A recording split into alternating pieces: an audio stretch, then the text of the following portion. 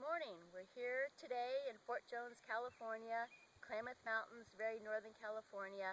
I'm Karen, Jack is behind the camera, and we're making this video as part of our July 1st Friday newsletter. We want to introduce new people who've joined our mailing list, and we thank you so much for supporting us. If you like our work, if we like what we do, please share it with your friends.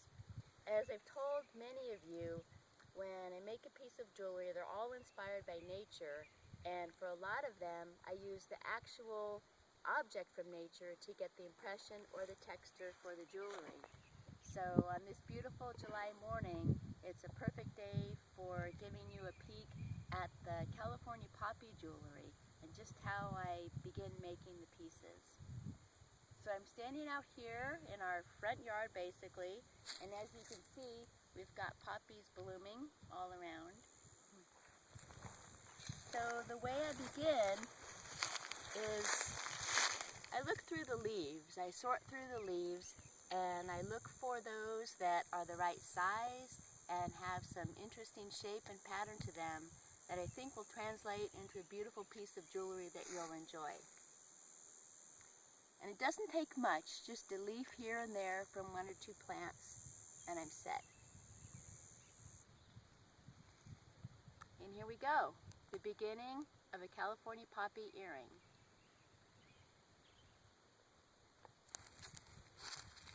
And we're going to walk over here to the next steps in the process. Enjoy the view as we walk.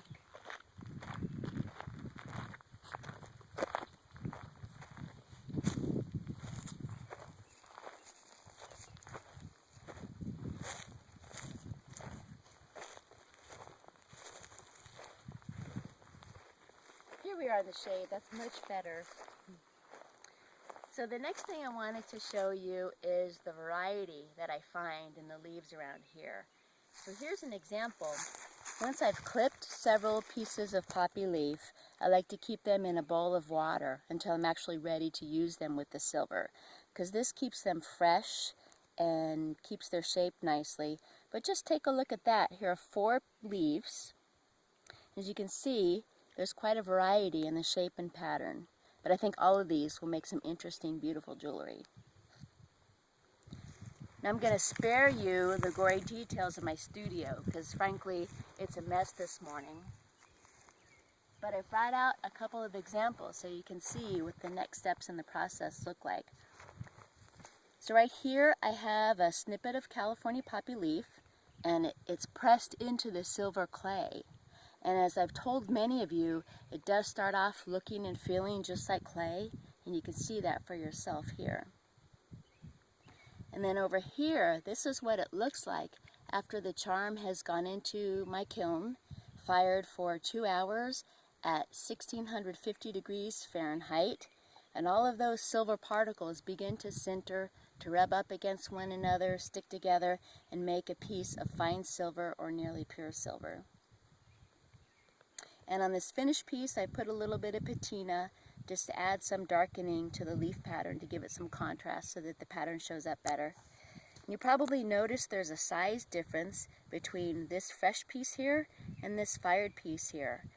And that's because the line of silver that I use to make the poppy charms shrinks by about 30% when I fire it. So it makes a nice, lovely, wearable charm.